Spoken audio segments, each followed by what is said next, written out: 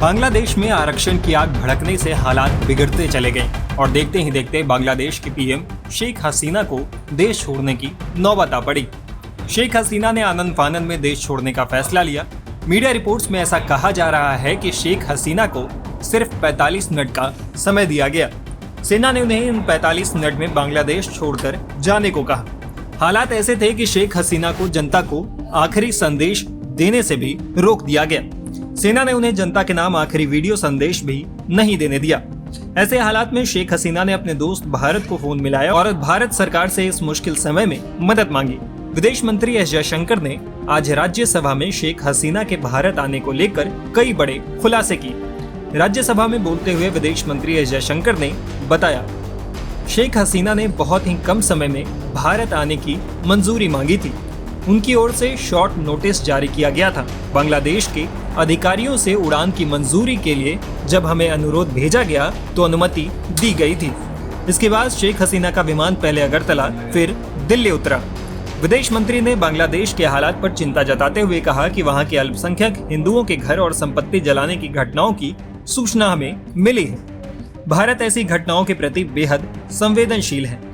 बांग्लादेश में हालिया घटनाक्रम के बाद बॉर्डर पर सुरक्षा बढ़ा दी गई है। गृह मंत्री अमित शाह ने भी बयान जारी कर कहा है कि घुसपैठिया संकट पर हम सख्ती से काम करेंगे।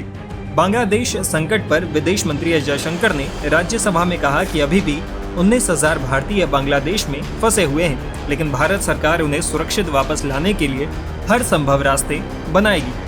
उन्होंने ये भी कहा कि पड़ोसी देश की परिस्थितियों पर हमारी नजर है और हम लगातार अपडेट ले रहे हैं। On 4th August, events took a very serious turn. 4 अगस्त को हालात बिगड़े। प्रदर्शनकारियों ने पुलिस पर हमले किए, साथ ही पुलिस थानों और सरकारी संस्थानों पर हमले हुए, सार्वजनिक संपत्तियों को नुकसान पहुंचाया। हिंसा ने व्यापक रूप ले लिया। लेकिन सबसे चिंता की बात वहां के अल्पसंख्यक है। अल्पसंख्यकों के बिजनेस और मंदिरों को अलग अलग स्थानों पर नुकसान पहुंचाया गया है। 5 अगस्त को कर्फ्यू के बाद भी प्रदर्शनकारी ढाका में जुटे। उसके बावजूद सड़कों पर मार्च निकाला गया। हमारी समझ ये है कि सुरक्षा प्रतिष्ठानों के नेताओं के साथ बैठक के बाद ही प्रधानमंत्री शेख हसीना ने इस्तीफा देने का फैसला किया।